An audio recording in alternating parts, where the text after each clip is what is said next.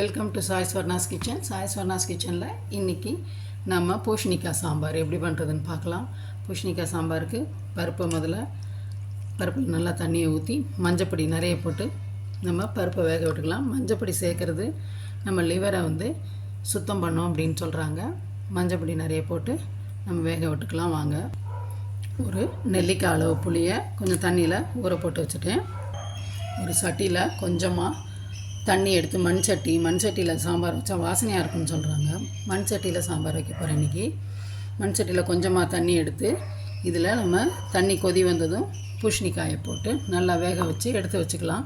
அந்த தண்ணி நம்ம கீழே கொட்டிடக்கூடாது. இதோடையே நம்ம புளி சேர்த்து சமைச்சிடலாம். வாங்க பார்க்கலாம்.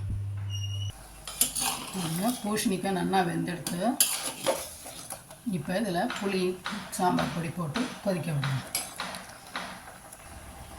புளியை கரைச்சி எடுத்துட்டுருக்கேன். புளியில் 1.25 ஸ்பூன் தான் சாம்பார் பொடி போட்டிருக்கேன். பூசணிக்காய் சாம்பாருக்கு சாம்பார் பொடியோட வத்த மிளகா தாளித்தோம்னா, வத்த மிளகா பெருங்காயம் தாளித்தோம்னா வாசனை நல்லா இருக்கும். அதனால் இப்போ இந்த புளியை நான் ஊற்றுறேன். இதில்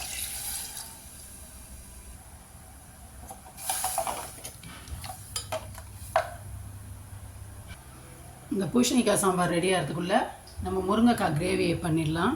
முருங்கைக்காய் கிரேவி என்னோடய சேனலில் இருக்குது, அதை பார்த்துக்கோங்க வேணுங்கிறவா.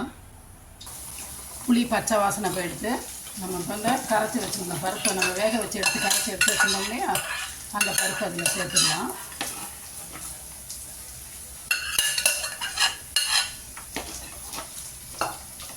இன்னும் கொஞ்சம் கொதி வரட்டும்.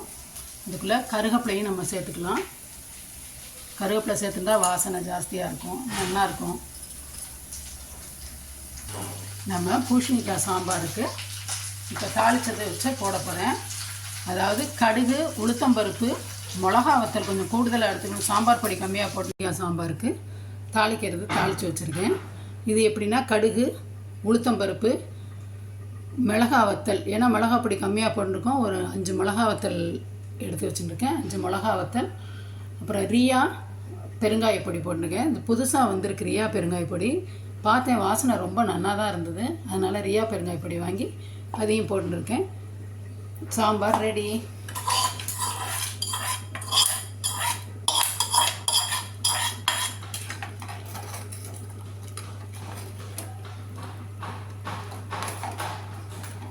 இது உங்களுக்கு இந்த சாம்பார் பிடிச்சிருந்தது பண்ணி பார்த்துட்டு உங்களுக்கு பிடிச்சிருந்ததுன்னா லைக் பண்ணுங்கள், ஷேர் பண்ணுங்கள், கமெண்ட் பண்ணுங்கள். என்னோடய சேனலை சப்ஸ்கிரைப் பண்ணுங்கள். தேங்க்யூ.